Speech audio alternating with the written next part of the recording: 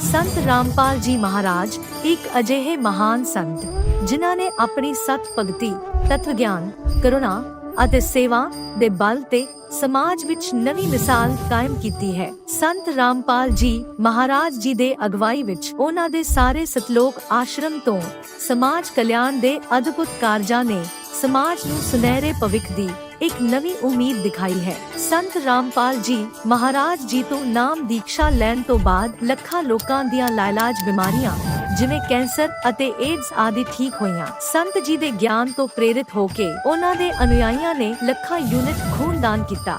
ਸੰਤ ਜੀ ਨੇ ਲੱਖਾਂ ਭੈਣ ਬੇਟੀਆਂ ਦੇ ਦਹੇਜ ਮੁਫਤ ਵਿਆਹ ਕਰਵਾਏ। ਸੰਤ ਜੀ ਨੇ ਲੱਖਾਂ ਲੋਕਾਂ ਦਾ ਨਸ਼ਾ ਛੁਡਾਇਆ, ਕਰੋੜਾਂ ਉਜੜੇ ਪਰਿਵਾਰ ਵਸੇ। ਸੰਤ ਜੀ ਦੇ ਆਸ਼ਰਮਾਂ ਵਿੱਚ ਸਮਾਗਮਾਂ ਦੇ ਦੌਰਾਨ ਨਿਸ਼ੁਲਕ ਅੱਖਾਂ ਦਾ ਇਲਾਜ ਅਤੇ ਦੰਦਾਂ ਦਾ ਇਲਾਜ ਕੀਤੇ ਜਾਂਦੇ ਹਨ।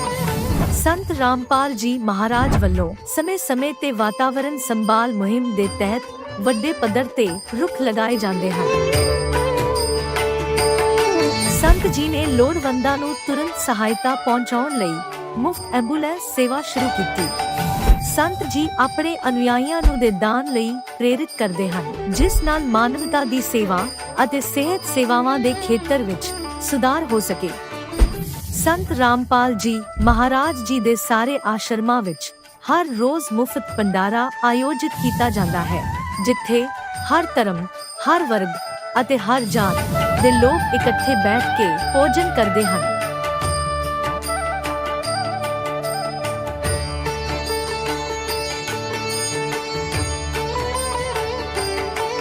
ਸੰਤ ਰਾਮਪਾਲ ਜੀ ਮਹਾਰਾਜ ਦੇ ਆਸ਼ਰਮਾਂ ਵਿੱਚ ਹਜ਼ਾਰਾਂ ਬਜ਼ੁਰਗਾਂ ਨੂੰ ਸਨਮਾਨ ਅਤੇ ਪਿਆਰ ਨਾਲ ਜੀਵਨ ਜਿਉਣ ਦਾ ਮੌਕਾ ਮਿਲਦਾ ਹੈ। ਉਹਨਾਂ ਦੇ ਖਾਣ, ਰਹਿਣ ਅਤੇ ਸਿਹਤ ਦੀ ਪੂਰੀ ਜ਼ਿੰਮੇਵਾਰੀ ਸੰਤ ਰਾਮਪਾਲ ਜੀ ਮਹਾਰਾਜ ਚੱਕਦੇ ਹਨ।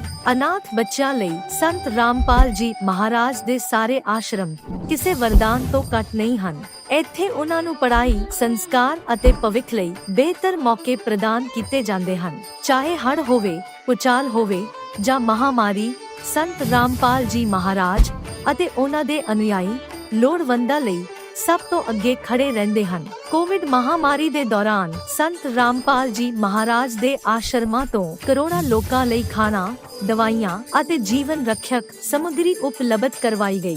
ਚਾਹੇ ਗਰੀਬਾਂ ਦੀ ਮਦਦ ਹੋਵੇ ਜਾਂ ਸ਼ੋਸ਼ਿਤ ਅਤੇ ਪੀੜਿਤ ਵਰਗ ਦੇ ਹੱਕਾਂ ਅਤੇ ਸਨਮਾਨ ਦੀ ਲੜਾਈ, ਸੰਤ ਰਾਮਪਾਲ ਜੀ ਮਹਾਰਾਜ ਨੇ ਹਮੇਸ਼ਾ ਹੀ ਉਹਨਾਂ ਦੀ ਦਬੀ ਆਵਾਜ਼ ਨੂੰ ਸਰਕਾਰਾਂ ਤੱਕ ਪਹੁੰਚਾਇਆ ਹੈ ਅਤੇ ਉਹਨਾਂ ਨੂੰ ਉਚਿਤ ਨਿਆਂ ਦਿਵਾਉਣ ਵਿੱਚ ਅਹਿਮ ਭੂਮਿਕਾ ਨਿਭਾਈ ਹੈ। ਸਮਾਜ ਵਿੱਚ ਅਧਿਆਤਮਿਕ ਅਤੇ ਸਮਾਜਿਕ ਮੁੱਲਾਂ ਪ੍ਰਤੀ ਜਾਗਰੂਕਤਾ ਲਿਆਉਣ ਲਈ ਸੰਤ ਰਾਮਪਾਲ ਜੀ ਮਹਾਰਾਜ ਹਰ ਕਦਮ ਤੇ ਮਾਨਵਤਾ ਦੇ ਸੱਚੇ ਸੇਵਕ ਸਾਬਤ ਹੋਏ ਹਨ। ਸੰਤ ਰਾਮਪਾਲ ਜੀ ਮਹਾਰਾਜ ਦਾ ਜੀਵਨ ਸਾਨੂੰ ਸਿਖਾਉਂਦਾ ਹੈ ਕਿ ਸੱਚੀ ਸੇਵਾ ਉਹੀ ਸੇਵਾ ਹੈ ਜੋ ਨਿਸਵਾਰਥ ਭਾਵ ਨਾਲ ਕੀਤੀ ਜਾਵੇ। ਆਓ ਅਸੀਂ ਵੀ ਇਸ ਸੇਵਾ ਦੇ ਮਹਾਨ ਕਾਰਜ ਵਿੱਚ ਇਸ ਮਹਾਨ ਸੰਤ ਨਾਲ ਜੁੜੀਏ ਅਤੇ ਸੰਤ ਰਾਮਪਾਲ ਜੀ ਮਹਾਰਾਜ ਤੋਂ ਨਾਮ ਉਪਦੇਸ਼ ਲੈ ਕੇ ਆਪਣੇ ਜੀਵਨ ਨੂੰ ਧਨ ਬਣਾਈਏ।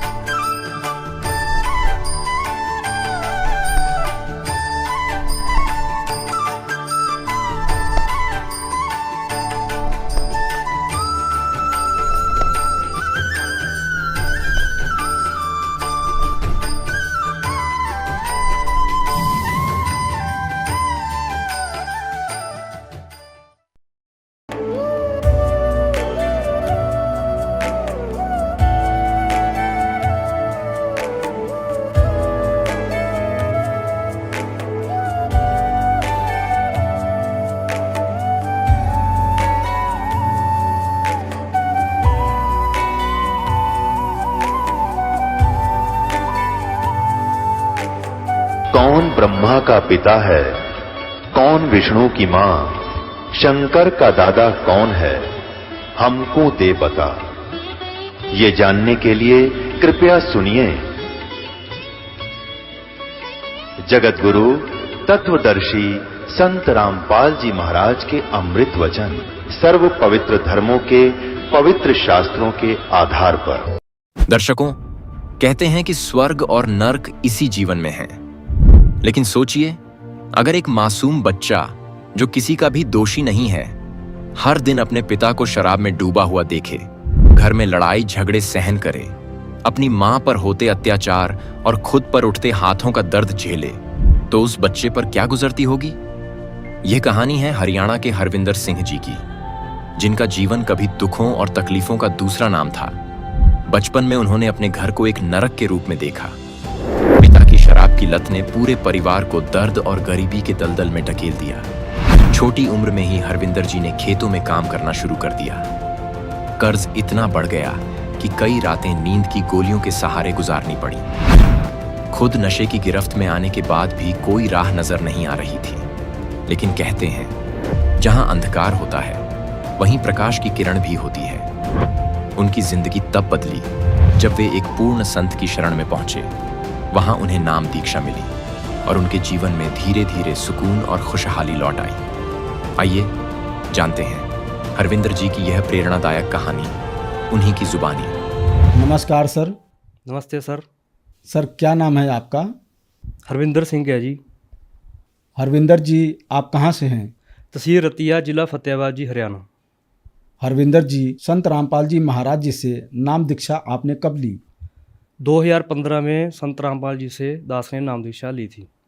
हरविंदर जी, संत रामपाल जी महाराज जी से नाम दीक्षा लेने से पहले क्या आप कोई भक्ति साधना भी किया करते थे? गुरु जी से नाम लेने से पहले हम गुरुद्वारा में जाते थे, वही साधना करते थे। सिख धर्म से हम बिलोंग करते हैं। सर आपने बताया कि आप सिख धर्म से बिलोंग करते हैं, तो क्या कारण बना कि आप संत रामपाल जी महाराज जी की शरण में आए?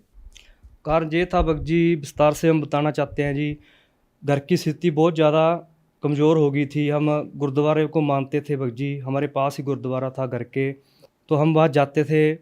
जैसे महीने में एक बार वहाँ लंगर लगता था, वो खा के आ जाते थे। कोई भक्ति साधना जैसे घर वाले बताते थे, हाँ भी ये अपनी आज संग्रांद है जी, महीने में आपका लंगर लगेगा जी, तो वो आपने जाना है, बस सेवा करनी है।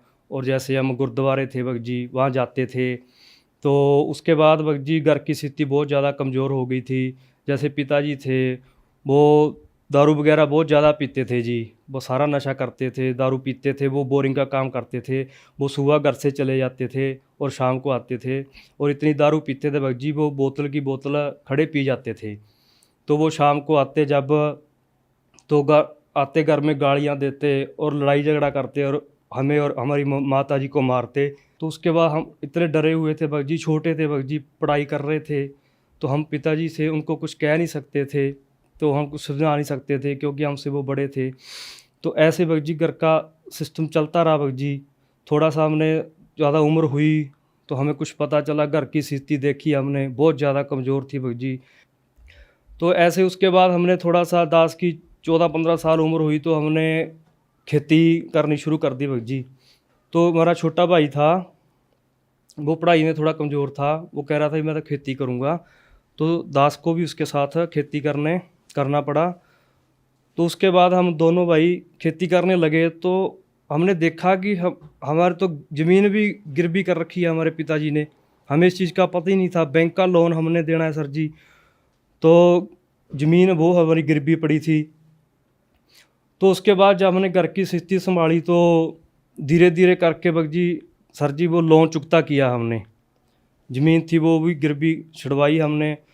तो इतना कर्ज हो गया था सर जी, तो बहुत ज़्यादा डिप्रेशन में दास रहने लग गया। नींद की गोलियां खा के सोता था, रात को नींद नहीं आती थी, इतनी बुरा हाल हो गया था, सारा शरीर खराब हो गया था।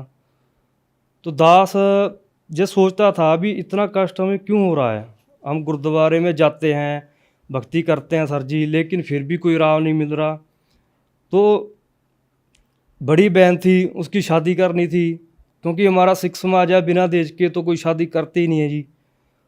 10-15 लाख का खर्चा था, वो कैसे आएगा उसका कोई पता नहीं था। 3 साल हमने खेती की। उसके बाद सर जी क्या हुआ, सारी ज़मीन हमें गिरवी रखनी पड़ गई। सारी ज़मीन हमने गिरवी रख के, तो जैसे वो कहते हैं ना, भी कष्ट आते हैं सारे एक बार ही आते हैं। हमारे पिताजी बीमार हो गए, ज़मीन हमने गिरवी रखी, पैसा इकट्ठा किया, तो लाख रुपए के आसपास उनके ऊपर खर्च आ गया। चलो 2 कारण बने। तीसरी बार फिर क्या हुआ, हमारा बोर ख़राब हो गया जी खेतों वाला।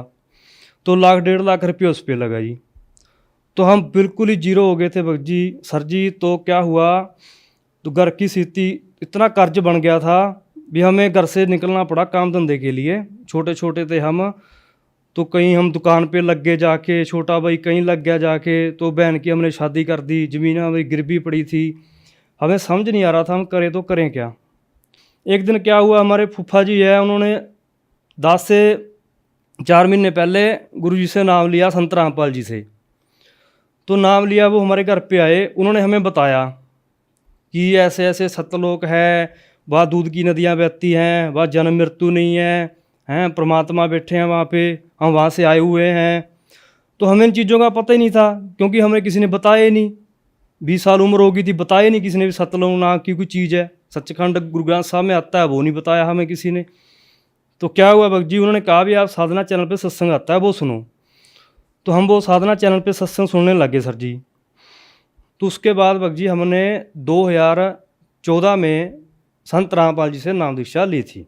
सर, आपने बताया कि आप अपने जीवन से बहुत परेशान थे, आपकी आर्थिक स्थिति ठीक नहीं थी, फिर आप संत रामपाल जी महाराज जी से नाम दीक्षा लेते हैं। तो सर, क्या संत रामपाल जी महाराज जी से नाम दीक्षा लेने के बाद आपकी आर्थिक स्थिति ठीक हुई? सर जी, जब से संत रामपाल जी से दास ने नाम लिया है, तब से हमने 1 रुपये की कमी नहीं देखी हमारे घर पे। तो उसके बाद संत रामपाल जी ने इतनी दया करी है, इतनी दया करी है, हम बता नहीं सकते भगत जी। इस चीज़ का हमारे रिश्तेदार और हमारे आसपास के पड़ोसी भी कहते हैं भी इन पे पता नहीं कौन सी दया हो गई है। हैं जो जाते हैं सत्संग में जाते हैं, सारा दिन बाद जाते हैं, लेकिन भी इनके ऊपर तो बहुत ज़्यादा दया हो गई है। आज दास के पास गाड़ी भी है, 2-2 बाइक खड़ी हैं घर पे, कहाँ एक साइकिल लेने का ब्योत नहीं था। दास के ऊपर इतनी दया करी है परमात्मा ने, दास बता नहीं सकता कि इसके नीच के ऊपर इतनी दया हुई है संत रामपाल जी की। दास को ये समस्या जो नजले जुकाम की थी वो 20 साल से थी सर जी। तो ये इसका हल कहीं नहीं हुआ, हमने ऑपरेशन भी करवा लिया, उसके बाद भी हल नहीं हुआ। इतनी दवाई की, जलंधर वगैरह सब बार जाके देखा, नहीं कोई आराम नहीं मिला। उसके बाद हमने संत रामपाल जी से जब से दीक्षा ली है, उसके बाद वो बीमारी जड़ से ख़त्म हो गई है। ये बिल्कुल सच्चाई है भगत जी, बिल्कुल सच्चाई है। सर जी, दास डिप्रेशन में रहता था, नींद नहीं आती थी, तो उसका भी संत रामपाल जी ने समस्या हल की है। ज्ञान से हमें पता चला अभी हम करने क्या आए हैं, जिससे हमें ज्ञान को समझकर तो हम स्थिति बढ़िया रहने लगी, अब नींद भी बढ़िया आती है। परमात्मा ने बहुत ज़्यादा दया की है। तो सर जी, पहला लाभ जुकाम का था, और दूसरा लाभ हम बताएं, हमारा भाई था, उसका विदेश का हमने 2-3-4 देश थे उनका ट्राई किया, पैसे भी भर दिए भगत जी। तो पैसों को ब्याज भी लग रहा था, लेकिन उनका वीज़ा नहीं निकल रहा था। तो हम ज़्यादा लंबा क्या भगत जी, उसने बोल दिया भी मैं तो आत्महत्या करूँगा भी, उसके बाद मेरे पास कोई हल नहीं, जा तो मेरा विदेश का बन जाए। उसका वीज़ा हमने दुबई, बहरीन, इन देशों का ट्राई किया हमने। फिर उसके बाद लबनान कंट्री है, उसका ट्राई किया, उसके पैसे भी भरे, तो लेकिन उसका कोई वीज़ा नहीं निकला। तो उसने जब आत्महत्या करने की कही, तो दास ने संत रामपाल जी से प्रार्थना की कि गुरुजी ये मरेगा, घर खराब करेगा, गुरुजी की दया करना। तो परमात्मा ने एक कारण बनाया, किसी ना किसी तरह उस टाइम हिसार हम तरीक पे जाते थे, तो वो मेरे साथ चला गया भगत जी। इतनी दया हुई संत रामपाल जी की, 12 बजे के बाद उसका फ़ोन आ गया हमें ऊपर से एजेंट का कि आपके भाई का वीज़ा निकल चुका है। तो हम हैरान थे भगत जी कि गुरुजी ने इतनी दया करी हमके ऊपर। बहुत ज़्यादा सबसे बड़ा लाभ है गुरुजी का, संत रामपाल जी का हमारे ऊपर, कि हमारा भाई बच गया। आज वो 4 साल हो गए लगभग, वो विदेश में अपने पैसे कमा रहा है, अपनी कमाई कर रहा है। वो कुवैत में रहते हैं जी, वो बढ़िया उनका काम चल रहा है जी। तो तीसरा लाभ हमें ये हुआ, हमारा लोन था 5 लाख का, उसको लिया था हमने, तो वो चुकता कर दिया हमने बैंक का। तो बैंक वाले कह रहे भी आपको 20,000 रुपया देना पड़ेगा, उसके बाद हम आपको एनओसी देंगे। वो एनओसी नहीं दे रहे थे हमें। तो हमें क्या, आप पहले बताते भी 5 लाख तो हमने एक भरा है, उसके ऊपर आप कह रहे हो 20,000 रुपये और देना पड़ेगा, या तो आप पहले बताते, क्योंकि हमने बैंक ट्रांसफ़र करनी थी वो। तो नहीं, वो कह रहे भी 20,000 रुपये तो आपको देना पड़ेगा, कुछ भी हो जाए। तो रतिया नामदान सेंटर है जी हमारा, वहाँ बैंक भी वहीं थी। तो दास वहाँ से उठ के आ गया जी उनके पास से। तो नामदान पे गुरु जी से प्रार्थना की, प्रणाम किया। कि संत रामपाल जी, गुरु जी भी ऐसी ऐसी बात है, तो 20,000 रुपया मांग रहे हैं। तो 2-4 दिन निकले, चलो परमात्मा ने दया करी, तो वो काम हमारा 5,000 में बन गया। कहीं वो 20,000 रुपया मांग रहे थे और एनओसी देने के लिए तैयार भी नहीं हो रहे थे, वो 5,000 रुपये में हमारा काम बन गया। तो सर जी एक लाभ और हुआ हमें। दास डिप्रेशन के कारण नशा करने लग गया था, दारू पीने लग गए थे हम, सिगरेट वगैरह पीने लग गए थे, ऐसी संगति हो गई थी, दारू के बिना हमें नींद नहीं आती थी। हालांकि हमारे पिताजी भी पीते थे, लेकिन हमें नींद नहीं आती थी रात को, गोलियां खा खा के दास रात को सोता था। तो इतना, उसके बाद जब संत रामपाल जी से हमने नाम दीक्षा ली, तो उसके बाद हमने नशे को हाथ तक नहीं लगाया। तो उसके बाद एक लाभ और हुआ भगत जी, दास के अचानक रात को दर्द उठ खड़ा 9-10 बजे के आसपास। तो उसके बाद हमने सारी रात कष्ट में निकाली, तो टीके वगैरह लगाए। तो सुबह दास फतेहाबाद जिला हमारा वहाँ चला गया, वहाँ अल्ट्रासाउंड करवाया हमने जाके। तो उन्होंने बताया भी आपके तो 8 mm की पथरी है। तो चलो हम वहाँ से आ गए, अल्ट्रासाउंड करवा के हमने बड़े हॉस्पिटल में दवाई नहीं ली क्योंकि पैसा नहीं था इतना। तो अभी नाम दीक्षा ले ली थी हमने। तो हम आए, गुरुजी से प्रार्थना लगाई, संत रामपाल जी से। तो गुरुजी ने कहा बेटा दया करेंगे परमात्मा, आप दवाई लो। तो हमने वहाँ आए, वहाँ पे दवाई ली। तो हमने उसके बाद भगत जी 2 दिन में वो पथरी गायब होगी भगत जी। ये सबसे बड़ा लाभ है सर जी। वो पथरी, उसके बाद ना तो दास को दर्द हुआ किसी तरह का, किसी तरह की कोई समस्या नहीं है। 8 mm की पथरी थी वो, ये सबसे बड़ा लाभ है। एक लाभ, दास की शादी नहीं हो रही थी।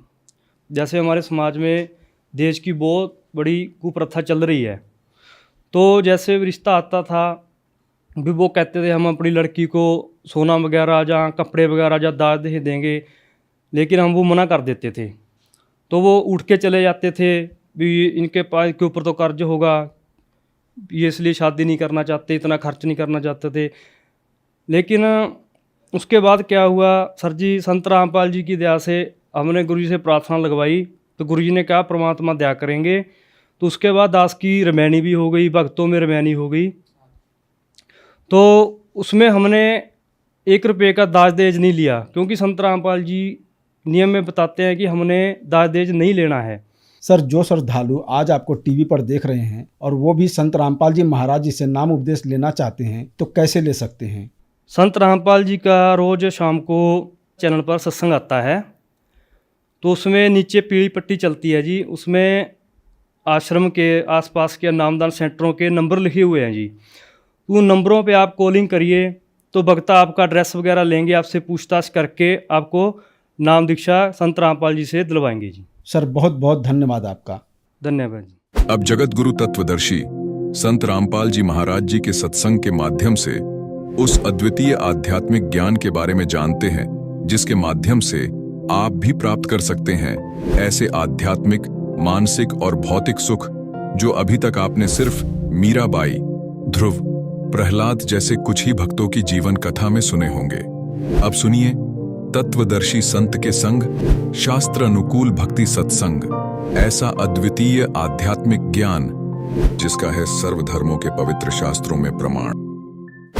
उसके लिए आप जी ने थोड़ा धैर्य रखना पड़ेगा, क्योंकि ये ज्ञान एक ही दिन में समझ में आने वाला नहीं है। 1-2 घंटे के सत्संग में आपको ये समझ में आने वाला नहीं है। लेकिन कहते हैं धीरे धीरे रे मना, और धीरे सब कुछ हो, माली सीते 100 घड़ा, समय आए फल हो। तो धीरे धीरे इसको सुनते रहना, आपको बहुत राहत मिलेगी, ज्ञान भी मिलेगा। तो प्रसंग चल रहा है कि एक तो दास ने यहाँ एक शब्द बोल दिया कि इन शंकराचार्यों और हमारे धर्मगुरुओं, मंडलेश्वरों, इन महंतों संतों को तो ज्ञान होगा कहाँ।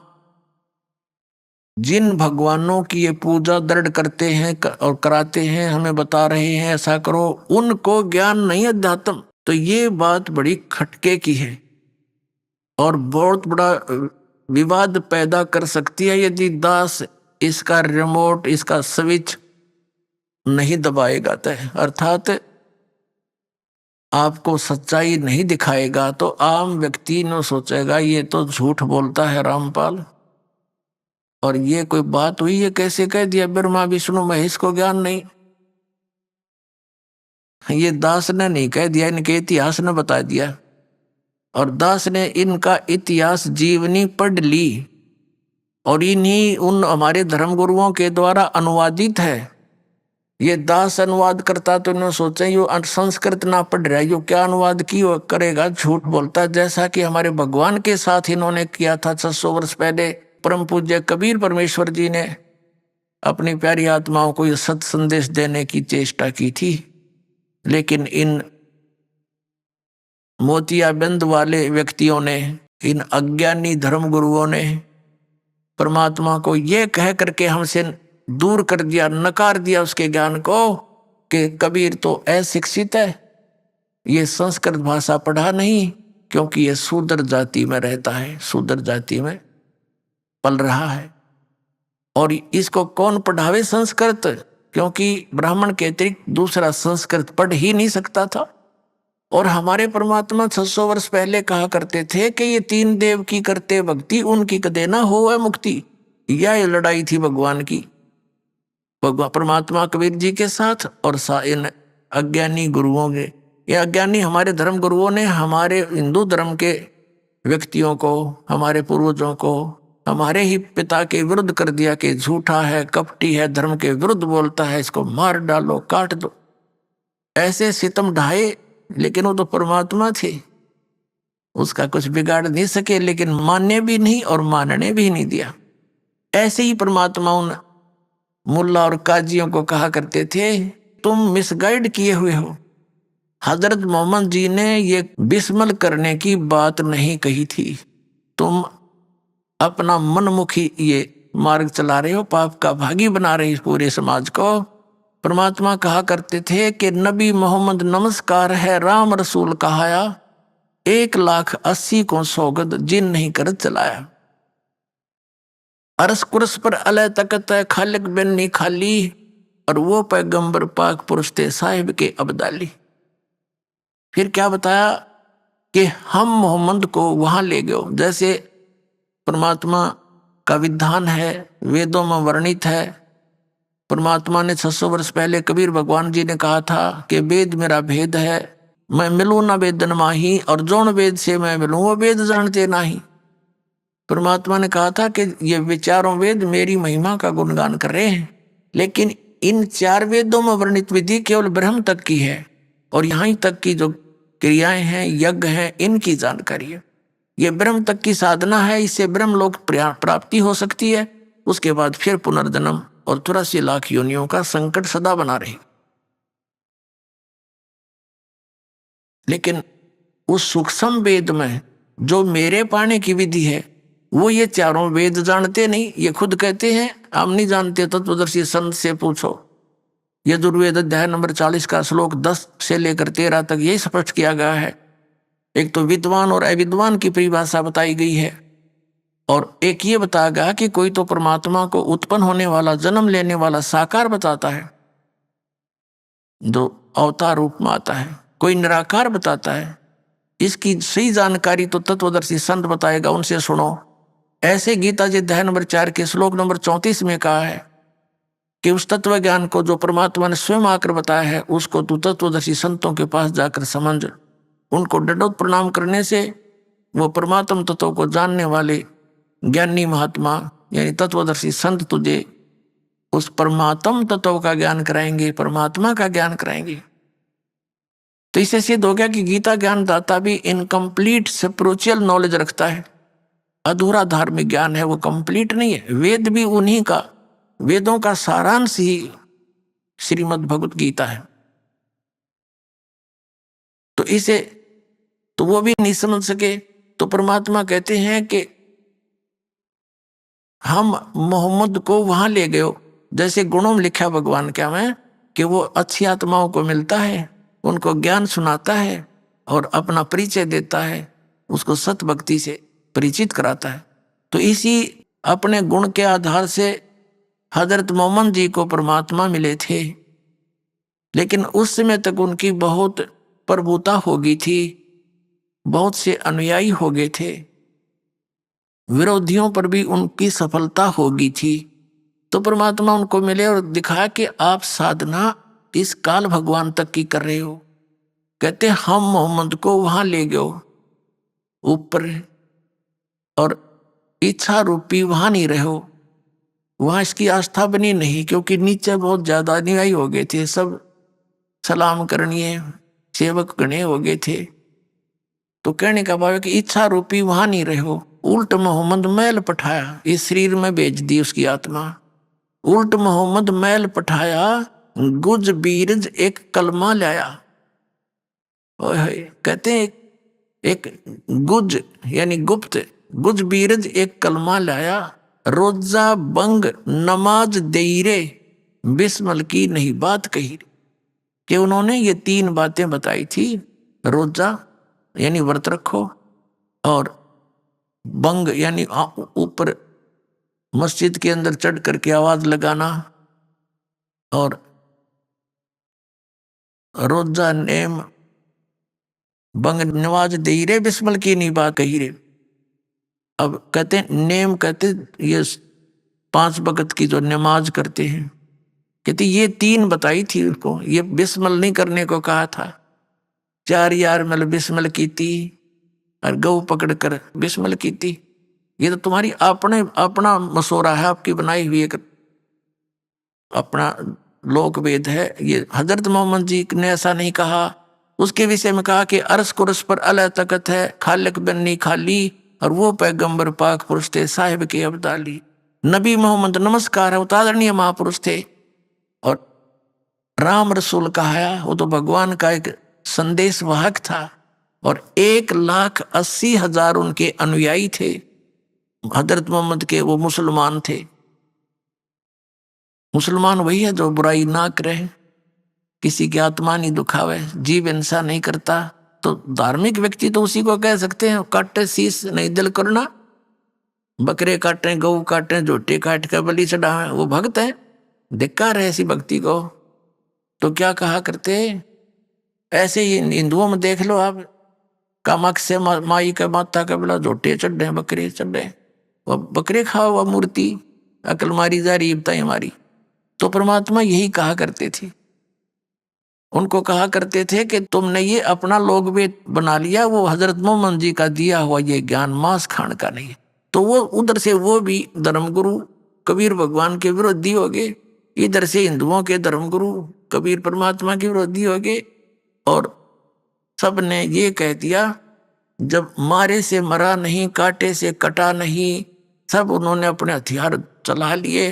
उन्होंने देखा मरता भी नहीं और चुप भी नहीं होता। तो ये कहना शुरू कर दिया कि ये क्या जाने हमारे सदग्रंथों के बारे में। ना ये उर्दू पढ़ा, ना फारसी पढ़ा, और ना ये संस्कृत पढ़ा, ये झूठा और कपटी है। तो हमने मान लिया बात उन हमारे नकली गुरुओं की,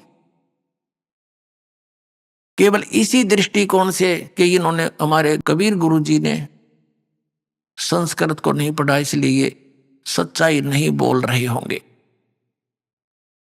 और पुण्यात्मा उस समय 64 लाख से सो गए थे इस भगवान कबीर साहब के 600 वर्ष पूर्व। 64 लाख से, जबकि पूरे भारतवर्ष की आबादी 4 करोड़ होगी। सन 1398 से सन 1518 तक रहे, इतिहास देख लेना। और उस समय भारतवर्ष कितना बड़ा था। अफगानिस्तान, बलोचिस्तान, पश्चिमी और पूर्वी पाकिस्तान, इराक, ईरान तक ये भारतवर्ष ही था। और उस समय 4 करोड़ आबादी मुश्किल तो होगी सारी। और 64 लाख से उस परम पिता के हुए थे। एक दिन में 1000 जगह प्रकट होकर के अपने बच्चों को ये तत्व ज्ञान सुनाया करते।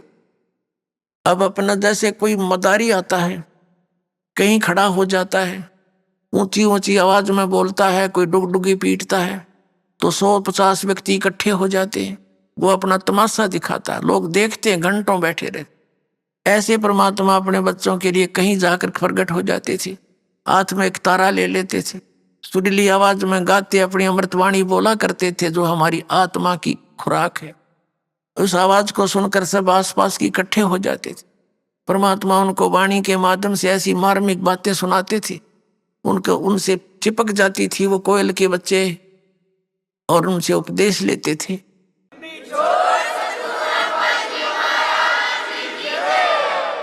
इस प्रकार परमात्मा के 64 लाख शिष्य हो गए थे, लेकिन एक भी सफल नहीं हो पाया। कारण यही था कि हमने उनको संत माना, गुरु माना, और ऐसे ऐसी लीलाएं की, इतने सुख दिए उनको। जो भी उनकी शरण में आया आशीर्वाद से ठीक, फिर कुछ मंत्र दे दिए, ये जाप करो। जो ओरिजिनल मंत्र, जो 5 मंत्र होते हैं, वो मंत्र ये निरंकार ओंकार ये नहीं है, वो दूसरे मंत्र हैं, ये दिया करते थे कि जाप करो।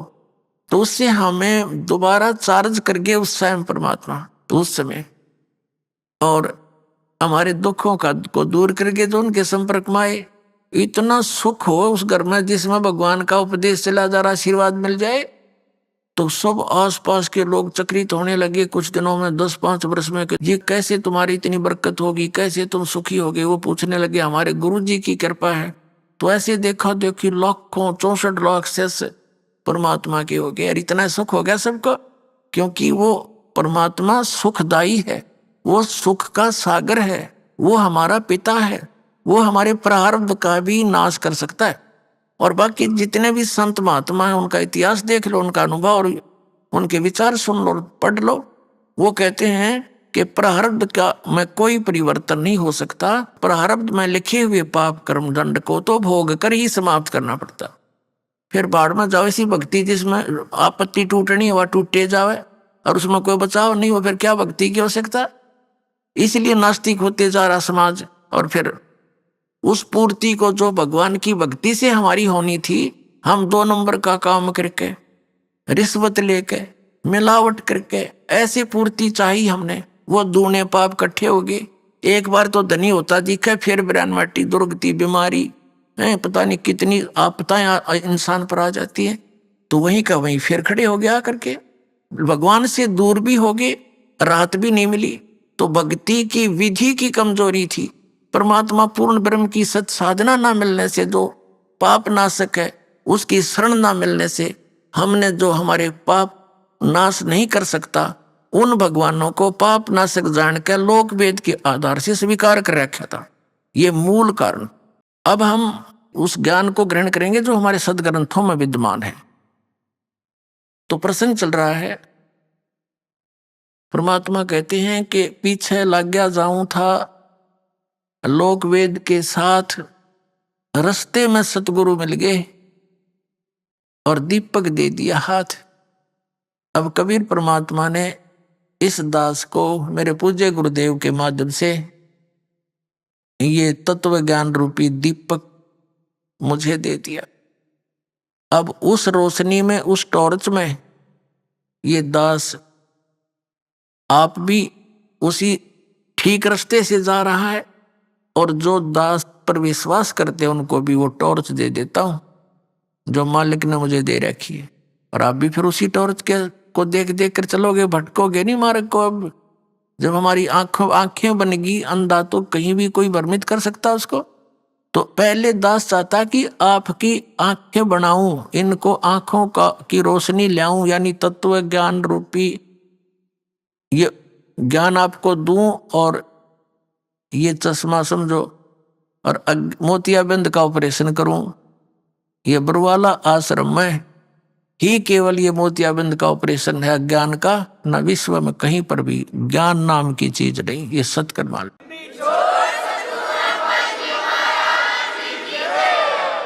थोड़ा सा दास ने एक प्रश्न बोला था, एक शब्द कहा था कि इन शंकराचार्यों को और हमारे हिंदू धर्म के गुरु मंडलेश्वरों को ज्ञान कहाँ से होगा, जिनको ये भगवान संपूर्ण परमात्मा मानते हैं, नारायण मानते हैं, अजरो अमर मानते हैं, इनको ज्ञान नहीं अध्यात्म मार्ग का। तो पुण्यात्मा, ये एक 10वां 11वां अजूबा है जो ये बात कहनी कि ब्रह्मा विष्णु महेश ने ज्ञान नहीं अध्यात्म मार्ग का। लेकिन आज परमात्मा के बच्चे शिक्षित हो गए। नहीं तो पहला लठबाज लो मेरी गेला, और वो कर भी दिया था ना क्रोथा कांड। यही कारण था दास ये सच्चाई का था नकली आचार्यों की। या दुकानें बंद होने के कागार पा गई थी, ने सोचा रोला रला दे बात, दुनिया को बदनाम कर दो रामपाल को। कहीं ये सच्चाई जनता तक पहुंच गई तो तुम्हें धिक्कारेंगे और तुमसे भाग जाएंगे, तुम फिर कहां से चंदा मांग कर लाओगे। तो वो क्रोथा कांड करा दिया। लेकिन वह लीला थी दाता की, अपनी समर्थता दिखाई, आज सच्चाई ऊपर आई और पूरा विश्व धिक्कारेगा उन दुष्ट लोगों को जिन्होंने इतना दूर कर दिया समाज को, जो बहुत पहले हमारे पास आकर कल्याण कराना था। ये उनका दुर्भाग्य था इस जनता का, जिनको ऐसे दुष्ट लोग मिले, जिन्होंने, मीडिया ने भी उनका सहयोग दे दिया। मीडिया की ये काम होता है, गंदे विचारों को जनता में भर रहा है मीडिया, चाहे टीवी है चाहे समाचार पत्र है, ना को भक्ति मार्ग ना को सच्चाई का आधार। तो इस तरह हमें इन अज्ञान और इस पाप से परिपूर्ण कर दिया। अब इस तत्व ज्ञान से और इस अध्यात्म ज्ञान से हमारे अंदर पुण्य बनेंगे। जहां जहां भी ये टीवी पे भी विचार जाते हैं, कबीर साहब दास बोल रहा है कबीर परमात्मा की अमृतवाणी, तो जहां जहां जिसके कानों में पशु पक्षियों पर भी पड़ेंगे, उनमें भी असर करेंगे। ये सत्कर मानना, ये परमात्मा की वाणी है।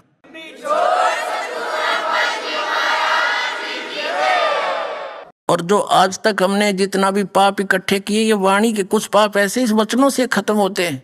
जैसे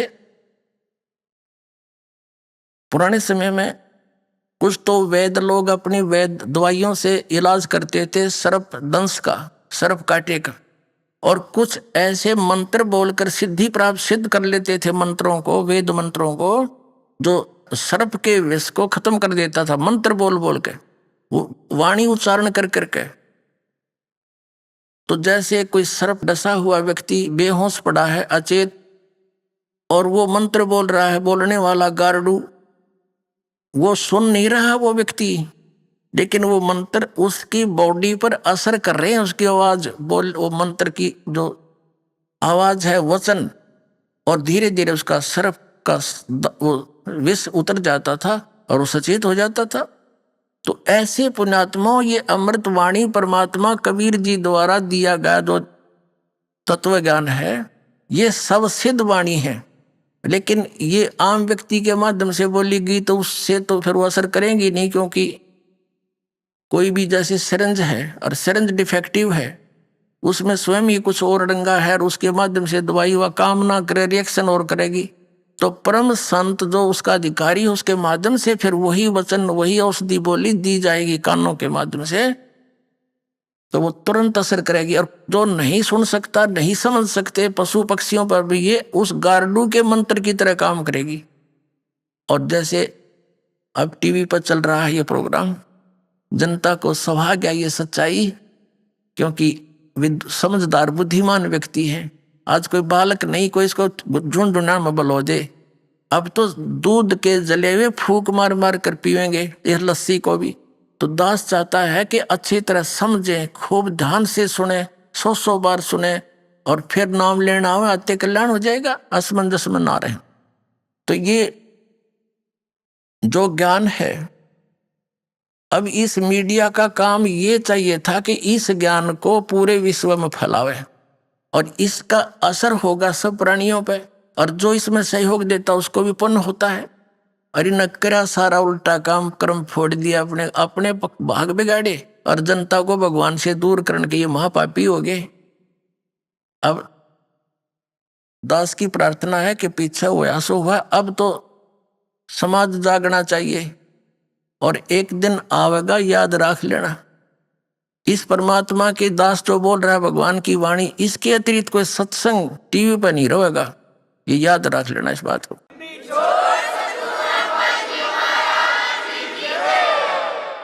वो ज्ञान है, सारी बकवास सुनाने लग रहे, वही सतनाम, वही सतलोक, वही सचखंड, वही राधा स्वामी धाम, वही सतनाम, ये इनके सत्संग सिर न पैर किसी का। और ये जो हमारे धर्म गुरु सुनाते हैं, सारा गीता जी के विपरीत ज्ञान, वेदों और पुराणों के विपरीत ज्ञान देते हैं। इन्हें कौन सुना करेगा? ये ऐसे बकवादों को जो इन हमारे अंदर ठोक रखी थी, हमें मूर्ख बना रखा था, कोई नहीं सुनेगा। तो एक दिन ऐसा आएगा, केवल यही सत्संग विश्व में और यही ज्ञान और एक भगवान कबीर साहब ही रहेगा। ये भगवान का आदेश समझ लो। और पूरे विश्व में सतयुग जैसा माहौल होगा, अब होगा।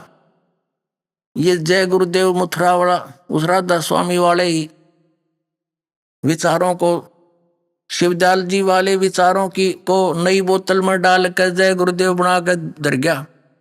और सन 1950 से सत्संग कर रहा है और अब इनकी मृत्यु हुई अभी इस मई के महीने में उस श्री तुलसीदास जय गुरुदेव पंथ के प्रवर्तक की। और ये कहा करता था कि जय गुरुदेव सतयुग आओगा, हमारा जन्म भी ना हुआ था। हम जब थोड़े बहुत होश में आए, जब दीवारों पर लिखा देखा करते जय गुरुदेव सतयुग आओगा, जय गुरुदेव सतयुग आओगा। वहां भी बड़ी अच्छी बात, सतयुग आओगा, हमारा सही टाइम पर जन्म हो गया। अब कलयुग तक और आ गया, पर सतयुग आसपास दिखा नहीं हमने। कलयुग और आ गया, बल्कि उससे बढ़ गया। वो पुण्यात्मा थे, बहुत पुण्यात्मा थे, पिछले जन्म के भक्ति से परिपूर्ण थे।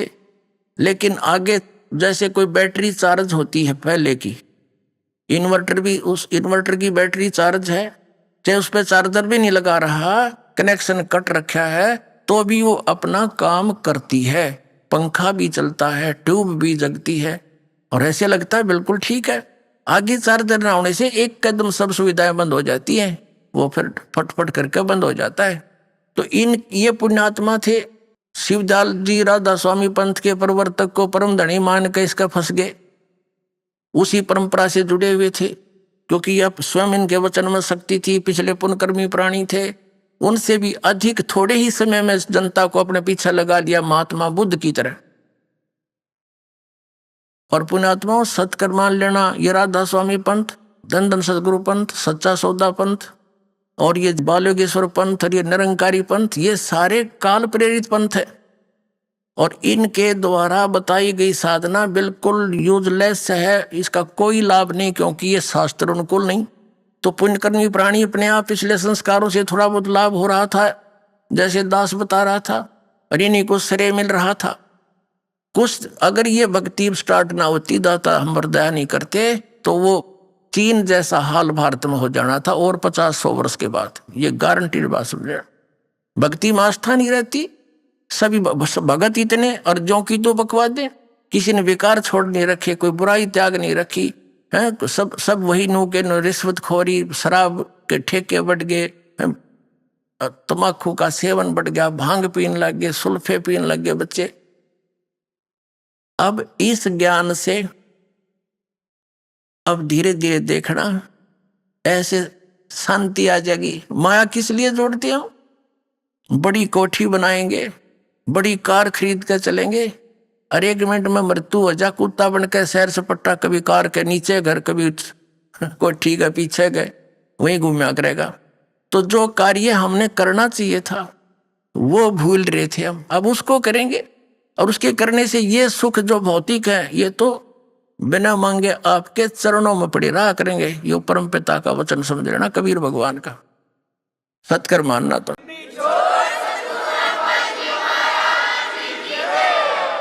कारण क्या है कि आप जब दुखी होते हो, आपका प्रारब्ध में पुण्य नहीं रहे, और प्रारब्ध में पाप शुरू हो गए, पापों का नाश आप भोग कर करना ही मानते रहे। अब परमात्मा कबीर जी का ये मंत्र इतना स्ट्रॉन्ग है, इससे वो प्रारब्ध के पाप नाश हो जाएंगे, सुख हो गया। पैर में कांटा लगा हुआ है। अब इन लोगों का तो ऐसा विधान था जैसे किसी के पैर में कांटा लगा है, और वो कहता है कि जी मुझे पैर में दुख हो रहा है। उसने धो मांझ कर देख लिया कि इसको आपको कांटा लगा है। अब उसको कोई कहे भी फिर क्या समाधान है कि देखो कांटा तो निकलेगा नहीं, जूता पहन ले, आगे कांटा नहीं लगेगा। अब कांटा लगे पैर में, जूता पहना नहीं जा सकता, वो तो कांटा निकले और फिर जूता पहने, और इस डर से पहनेगा कहीं फिर ना कांटा लग जा। तो पुण्यात्माओं, इस सतलोक आश्रम में कबीर परमात्मा आपके प्रारब्ध कर्म में लगे हुए उन पाप कर्म रूपी कांटों को निकालेगा, और फिर राम नाम का जूता देगा आपको। आप इस डर से नहीं उतारोगे हे भगवान कहीं फिर आपत्ति ना आ जाए, तो फिर दास जो आपको मर्यादा बताओगा कि ये हानि करेंगी, तो आप कैसे कर दोगे उनको? आप सपने में भी ना करो उस गलती को जिससे इतनी आपत्ति आपके आ गई थी। तो इस कारण से आप हमारा समाज एकदम मानव समाज बुराइयों से ऐसे बहुत दूर हो जाएगा। अब हमारा माहौल खराब हो गया, सब जगह कोई ड्रिंक कर रहा है, कोई बीड़ी सिगरेट पी रहा है, कोई सिनेमा देख रहा है, कोई बकवाद कर रहा है, तो हमारे बच्चे फिर उनके सराउंडिंग रहते हैं तो वो सारे ऐसी ही बुराई करेंगे। अब हमारी बहुसंख्या हो जाएगी बुराइयों से दूर रहने वालों की, तो हमारे संग में आएगा उनको भी हम ना भाई यहाँ नहीं पीना, दे मैं हाथ नहीं लगाऊंगा, हमारे घर में भी मत पीना, हमें हानि हो जाएगी, तो वो भी लज्जा आएगी उनको। एक भगत कह रहा था जी मैं तो इस मेरे भतीजे ने भगत बना दिया। बोला कैसे? कि मेरे छोटे भाई का लड़का, मुझे बहुत प्रेम उसमें, और वह कहीं नौकरी करता था, साल भर के बाद आया, मैंने उसको प्यार से अपने लगा उठाया गोदी से, तो मेरे मुंह से बीड़ी की बदबू आ रही थी, तब तो वो चुप रहा, उसको पता नहीं ये कहाँ से आ रही है। फिर मैंने बीड़ी लगाई, कहने लगे अंकल ताऊ जी नहीं, यहाँ पीना भी नहीं हमारे घर पे, इसको फेंक दे, बहुत बुरी चीज है। मैंने जैसे तैसे करके वो कहता रहा, मैंने पी ली, उठ के चला गया, मैं तेरे से बात नहीं करूंगा। अब वो ऐसे ही करता रहा, कई बार मन में शर्म आने लगी कि छोटा सा बालक और ये ढूंढे या बुरी चीज और मैं पीऊं। उन्होंने बोला मैंने वह फेंकनी पड़ी, नाम तो लिया और बाद में, पर उसके कहने से बुराई छोड़नी पड़ी। तो पुण्यात्मा ऐसी स्थिति आएगी, अब तो एक दूसरे ने बुराई का लगा रहे हैं, न पीले पीले के फर्क पड़े, ला एक गुट्टी ला ले हैं, और फिर ना भाई खबरदार इसका हाथ न लगिए, दूर हमारे पास ना पीना, सिर में चढ़ जाती है। और सचमुच ऐसा ही होगा आपके कुछ दिनों। तो इस पूरे विश्व में ये बहुत जल्दी हटेगी, सब दुखी है। ये कोई खान पीन की चीज है, मांस और शराब और ये बकवास, बीड़ी, एक तम्बाकू हुक्का पीने वाला व्यक्ति, एक सिगरेट वाला हुक्का पीता है, धुआं छोड़ता, पूरे घर के वातावरण में घोल देता उसको, तो वो उसका पिया हुआ उसके बच्चे भी पीवे, उसके सांसों द्वारा अंदर जा, उसकी पत्नी बच्चे बहन भाई सब, वो सब का नाश कर रहा है। तो इस प्रकार इस बुराई से हमने दूर होना पड़ेगा, होंगे ही, हम बालक थोड़े हैं, और परमात्मा साथ देगा इस जीव का, नहीं जीव के बस का नहीं, बुराई छोड़ दे, मालिक का सहयोग भी आपके साथ रहेगा। अब दास आपको एक प्रसंग, एक कंसेप्ट क्लियर करने चला है कि दास ने एक वचन बोला कि ब्रह्मा विष्णु महेश को ही अध्यात्म ज्ञान नहीं, तो इन हमारे आचार्य शंकराचार्यों और गुरु धर्म गुरुओं को कहां से होगा। अपने आत्माओं, हम इन अपने धर्म गुरुओं से पूछा करते थे कि ब्रह्मा विष्णु महेश ये इनके कोई माता पिता हैं, ये कहा करते ये तो अजन्मा है। कुछ एक तो ये कहा करते ब्रह्मा की तो मृत्यु होती है, उसका तो सीमा है, आयु का समय है, लेकिन शंकर जी और विष्णु जी ये अजर व अमर हैं, ये तो अविनाशी तत्व हैं, इनकी मृत्यु नहीं होती। और फिर कोई इनसे पूछता कि ब्रह्मा विष्णु महेश किसकी भक्ति करते हैं, तो कोई तो हमारे ये नकली धर्मगुरु कहा करते या अपने स्वरूप का ध्यान करते, क्योंकि अयम आत्मा ब्रह्म की आत्मा ही ब्रह्म है, अहम ब्रह्मास्मि, उस वाक्य को, अपने उस अज्ञान वाक्य को और प्रमाणित करने के लिए अब ना इन्होंने सदग्रंथों को आधार बनाया, अब पुराणों को ये सत्य मानते हैं हमारे धर्मगुरु, पवित्र हिंदू धर्म के धर्मगुरु जितने भी हैं ये पुराणों को सत्य मानते हैं। और फिर ये कहते हैं भगवान विष्णु या भगवान शंकर जी ये किसी का ध्यान नहीं करते, और कोई कहता नहीं ये किसी का ध्यान नहीं करते। कोई क्या कहता है कि श्री विष्णु जी शंकर जी श्री राम का ध्यान करते हैं, और कोई कहता है कि कृष्ण जी का ध्यान करते हैं। इतना मूर्ख बना रखा हमारे को। अब ये क्या किसका ध्यान करते थे ये आपको दिखाते हैं। और ये कहते हैं, कोई तो कहता नहीं ये किसकी भक्ति करते हैं, तो ऐसा कुछ नहीं है, वो कहीं नहीं करते। अब दिखाते हैं आपको इनकी जीवनी में। तो पुण्यात्माओं, हमारे लिए हमारे ग्रंथ आधार थे, आज भी इनको आधार मानकर हम अज्ञान को हटा सकते हैं। देखिएगा, श्रीमद् देवी भागवत गीता प्रेस गोरखपुर से प्रकाशित।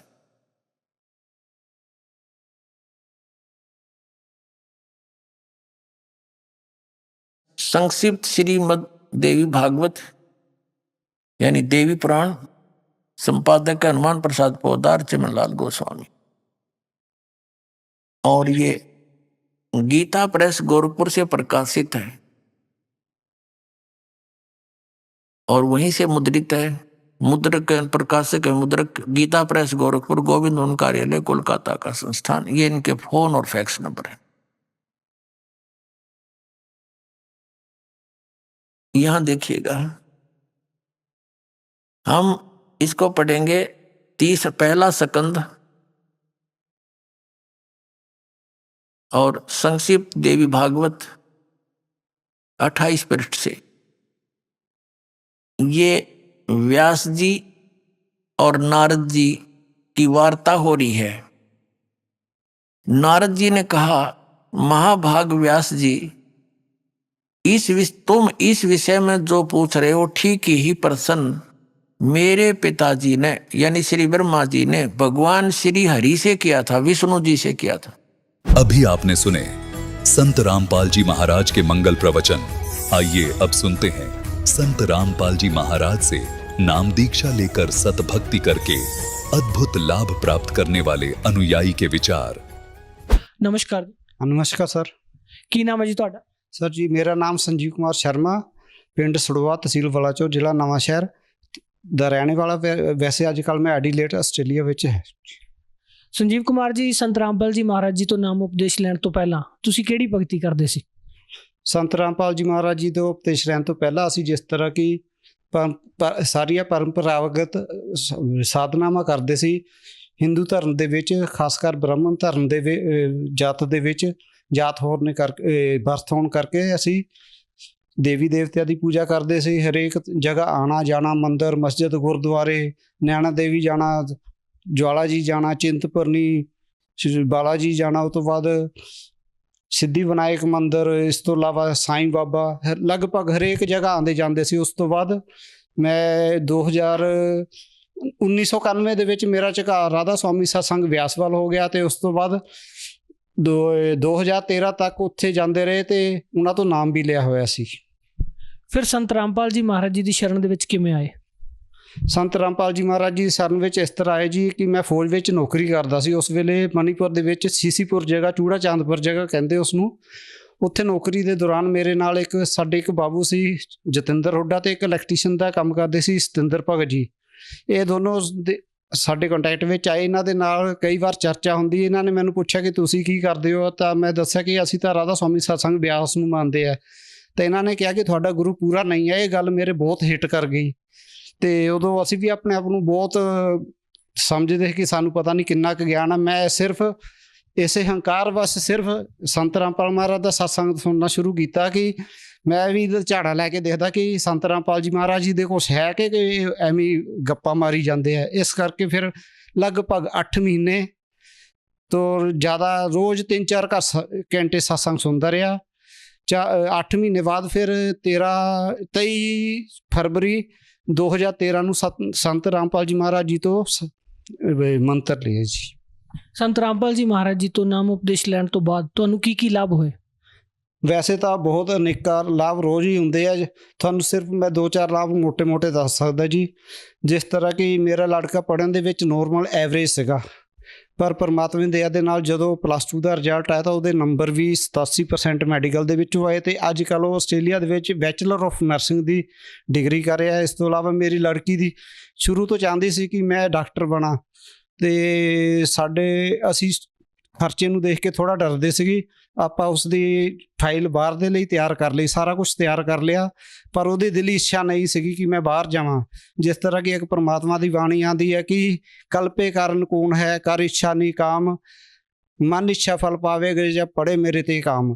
ਪਰਮਾਤਮਾ ਨੇ ਉਸ ਬੱਚੇ ਦੇ ਦਿਲ ਦੀ ਸੁਣੀ ਅਤੇ ਸਾਡਾ ਵੀ ਮਨ ਡਾਇਵਰਟ ਕਰਤਾ, ਅਤੇ ਉਸ ਦੇ ਸਿਰਫ 331 ਨੰਬਰਾਂ ਦੇ ਵਿੱਚ ਉਸ ਨੂੰ ਇੱਥੇ MBBS ਦੀ ਸੀਟ ਦਵਾ ਦਿੱਤੀ, ਅਤੇ ਇਸ ਵੇਲੇ ਉਹਦਾ 2 ਸਾਲ ਮੈਡੀਕਲ ਦੇ ਵਿੱਚ ਚੱਲ ਰਿਹਾ, ਅਤੇ ਡਾਕਟਰੀ ਦੇ 5.5 ਸਾਲ ਦੀ ਪੜ੍ਹਾਈ ਹੈ। ਲਗਭਗ 3 ਸਾਲ ਹੋਰ ਰਹਿ ਗਏ, 4 ਸਾਲ, ਅਤੇ ਪਰਮਾਤਮਾ ਦੀ ਦਇਆ ਨਾਲ ਉਹਨੇ ਵੀ ਡਾਕਟਰ ਬਣ ਜਾਣਾ। ਅਤੇ ਇਸ ਤੋਂ ਇਲਾਵਾ ਇੱਕ ਵਾਰ ਜਦੋਂ ਮੈਂ ਫੌਜ ਵਿੱਚ ਸੀਗੀ, ਉਸ ਤੋਂ ਮੇਰਾ ਆਇਡੈਂਟੀ ਕਾਰਡ ਗੁੰਮ ਹੋ ਗਿਆ। ਘਰ ਹੀ ਆ ਕੇ ਛੁੱਟੀ ਆਇਆ ਹੋਇਆ ਸੀਗਾ, ਮੇਰਾ ਆਇਡੈਂਟੀ ਕਾਰਡ ਗੁੰਮ ਹੋ ਗਿਆ। ਅਤੇ ਆਇਡੈਂਟੀ ਕਾਰਡ ਦੀ ਕਿਆ ਕੀਮਤ ਹੈ ਤਾਂ ਫੌਜੀ ਆਦਮੀਆਂ ਨੂੰ ਪਤਾ, ਜਾਂ ਫੌਜੀ ਦੇ ਵਿੱਚ ਜੋ ਨੌਕਰੀ ਕਰਦੇ ਉਹਨਾਂ ਨੂੰ ਪਤਾ ਹੈ। ਅਤੇ 2 ਦਿਨ ਮੈਂ ਬਹੁਤ ਪਰੇਸ਼ਾਨ ਰਿਹਾ।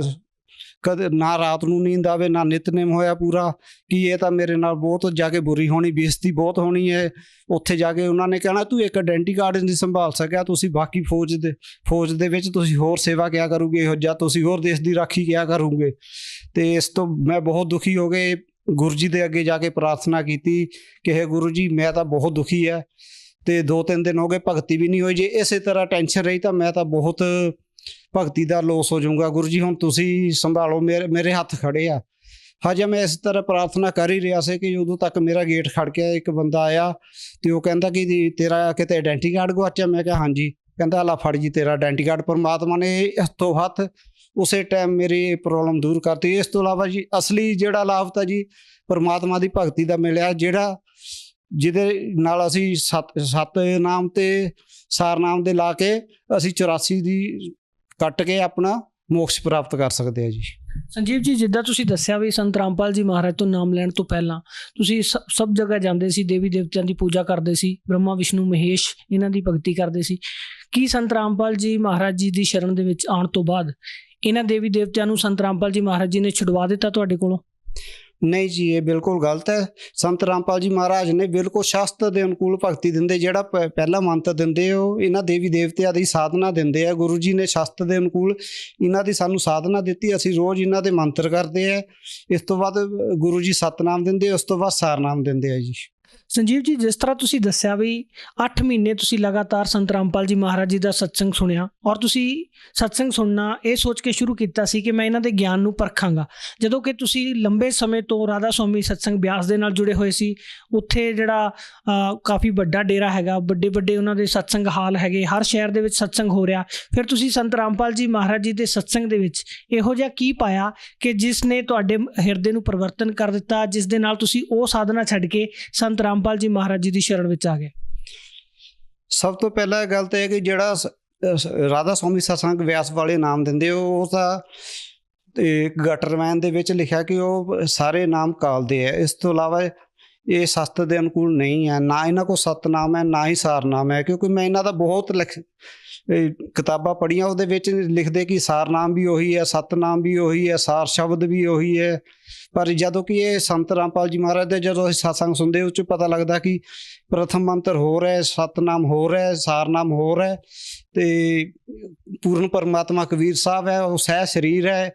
ਤੇ ਰਾਧਾ ਸਵਾਮੀ ਵਿੱਚ ਦੱਸਦੇ ਕਿ ਪਰਮਾਤਮਾ ਨਿਰਾਕਾਰ ਹੈ, ਪਰ ਇੱਦਾਂ ਸੰਤ ਰਾਮਪਾਲ ਜੀ ਮਹਾਰਾਜ ਦੱਸਦੇ ਆ ਕਿ ਸਹਿ ਸਰੀਰ ਹੈ। ਤੇ ਮੇਨ ਸਭ ਇਸੇ ਕਰਕੇ ਮੈਂ 8 ਮਹੀਨੇ ਸਤਸੰਗ ਸੁਣਦਾ ਰਿਹਾ ਕਿ ਇਹ ਸਹਿ ਸਰੀਰ ਹੈ ਜਾਂ ਨਹੀਂ ਹੈ, ਨਿਰਾਕਾਰ ਹੈ। ਇੱਕ ਦਿਨ ਸੰਤ ਰਾਮਪਾਲ ਜੀ ਮਹਾਰਾਜ ਜੀ ਦਾ ਸਤਸੰਗ ਚੱਲ ਰਿਹਾ, ਉਹਦੇ ਵਿੱਚ ਗਿਆਨ ਚਰਚਾ ਆ ਰਹੀ ਸੀ ਮਧੂ ਪਰਮਹੰਸ ਦੇ ਨਾਲ, ਰਾਂਝੜੀ ਵਾਲੇ ਦੇ ਨਾਲ। ਉਹਦੇ ਵਿੱਚ ਪਰਮਾਤਮਾ ਨੇ ਖੋਲ ਕੇ ਦਿਖਾਇਆ ਕਿ ਜਦੋਂ ਧਰਮਦਾਸ ਜੀ ਨੂੰ ਕਬੀਰ ਸਾਹਿਬ ਜੀ ਉੱਪਰ ਲੈ ਗਏ ਤਾਂ ਉਦੋਂ ਉਹਨਾਂ ਨੂੰ ਲੈਣ ਉੱਥੋਂ ਜਿਹੜੇ ਹੰਸ ਆਏ ਉਹ ਢੋਲ ਵਜਾ ਕੇ ਲੈ ਕੇ ਆਏ। ਉਹਨਾਂ ਨੇ ਜਾ ਕੇ ਉਦੋਂ ਪਰਮਾਤਮਾ ਦੇ ਦਰਸ਼ਨ ਕਰਾਏ। ਪਰਮਾਤਮਾ ਦਾ ਸੋਹਣਾ ਸਰੀਰ ਹੈ, ਉਹਦੇ ਮੱਥੇ ਚਮਕ ਰਹੇ ਸੀਗੇ ਤੇ ਉਹਨਾਂ ਦੇ ਰੋਮ ਦੇ ਵਿੱਚ ਲੱਖਾਂ ਕਰੋੜਾਂ ਸੂਰਜ ਚੰਦ ਉਹਦੀ ਤਰ੍ਹਾਂ ਚਮਕ ਸੀ। ਤੇ ਉਹ ਸਹਿ ਸਰੀਰ ਆ, ਉਹ ਉਹਦੇ ਸਿੰਘਾਸਨ ਦੇ ਉੱਪਰ ਕਬੀਰ ਸਾਹਿਬ ਬੈਠੇ ਹੋਏ ਹਨ ਤੇ ਪਰਮਾਤਮਾ ਸਹਿ ਸਰੀਰ ਹੈ, ਉਹਦਾ ਨਾਮ ਕਬੀਰ ਹੈ। ਸੰਤ ਰਾਮਪਾਲ ਜੀ ਮਹਾਰਾਜ ਜੀ ਦਾ ਜਿਹੜਾ ਤੁਸੀਂ ਸਤਸੰਗ ਸੁਣਿਆ, ਗਿਆਨ ਸੁਣਿਆ, ਉਹਦੇ ਵਿੱਚ ਕਿਹੜੀ ਐਸੀ ਚੀਜ਼ ਸੀ ਜਿਹਨੇ ਤੁਹਾਨੂੰ ਆਪਣੇ ਵੱਲ ਖਿੱਚਿਆ ਜਾਂ ਜਿਹਦੇ ਕਰਕੇ ਤੁਸੀਂ ਸੰਤ ਰਾਮਪਾਲ ਜੀ ਮਹਾਰਾਜ ਜੀ ਤੋਂ ਨਾਮ ਉਪਦੇਸ਼ ਲਿਆ? ਸੰਤ ਰਾਮਪਾਲ ਜੀ ਦਾ ਜੋ ਮੇਨ ਕਾਰਨ ਹੈ ਨਾਮ ਉਪਦੇਸ਼ ਲੈਣ ਦਾ, ਕਿਉਂਕਿ ਇਹਨਾਂ ਦੇ ਜੋ ਮੰਤਰ ਹੈ ਸ਼ਾਸਤਰ ਦੇ ਅਨੁਕੂਲ ਹੈ, ਸ਼ਾਸਤਰ ਵਿਧੀ ਦੇ ਅਨੁਸਾਰ ਹੈ। ਸਭ ਕੁਝ ਜੋ ਪੂਰਨ ਵਿਧੀ ਹੈ ਉਹ ਇਹਨਾਂ ਦੇ ਕੋਲ ਹੀ ਹੈ, ਇਸ ਦੁਨੀਆ ਦੇ ਵਿੱਚ ਹੋਰ ਕਿਸੇ ਦੇ ਕੋਲ ਵੀ ਨਹੀਂ ਹੈ। ਕਿਉਂਕਿ ਪ੍ਰਥਮ ਮੰਤਰ ਜਿਹੜਾ ਦਿੰਦੇ ਸੰਤ ਰਾਮਪਾਲ ਜੀ ਮਹਾਰਾਜ, ਉਸ ਤੋਂ ਬਾਅਦ ਸਤਨਾਮ ਦੇ ਰਹੇ ਹੈ, ਉਹ ਤੋਂ ਬਾਅਦ ਸਾਰਨਾਮ ਦੇ ਰਹੇ ਹੈ, ਉਹ ਹੋਰ ਇਸ ਦੁਨੀਆ ਦੇ ਵਿੱਚ ਕਿਸੇ ਕੋਲ ਵੀ ਨਹੀਂ ਹੈ। ਪਰ ਇਹਦੀ ਮਹਿਮਾ ਸਾਰੇ ਹੀ ਗਾਉਂਦੇ ਆ, ਪਰ ਕਿਸੇ ਨੂੰ ਇਹ ਨਹੀਂ ਪਤਾ ਕਿ ਸਤਨਾਮ ਕਿਆ ਚੀਜ਼ ਹੈ, ਸਾਰਨਾਮ ਕਿਆ ਚੀਜ਼ ਹੈ ਜੀ। ਧੰਨਵਾਦ ਜੀ। ਧੰਨਵਾਦ ਜੀ।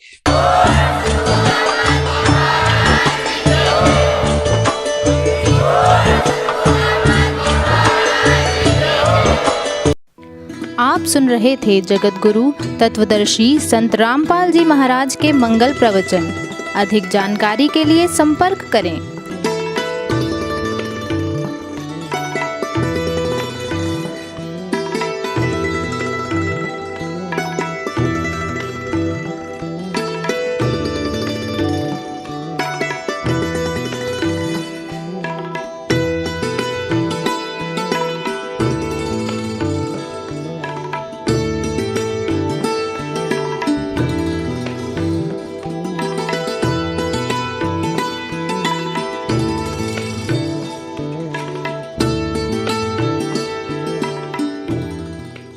जगत गुरु तत्वदर्शी संत रामपाल जी महाराज जी के पावन सानिध्य में भक्ति की अलख जगाने तथा श्रद्धालुओं को सत्य भक्ति मार्ग का रास्ता दिखाने हेतु कनाडा के लोकप्रिय channel the TV NRI channel पर जगत गुरु तत्वदर्शी संत रामपाल जी महाराज जी के मंगल प्रवचनों का प्रसारण प्रतिदिन सुबह 7:30 बजे से 8:30 बजे तक तथा रात्रि 7:30 बजे से 8:30 बजे तक किया जा रहा है। इस सत्य भक्ति मार्ग को अपनाने के लिए अधिक से अधिक सत्संग प्रसारण देखें। इस सत्संग प्रवचन का सीधा प्रसारण संत रामपाल जी महाराज लाइव सत्संग YouTube चैनल और जगत गुरु संत रामपाल जी महाराज Facebook पेज पर भी देख सकते हैं।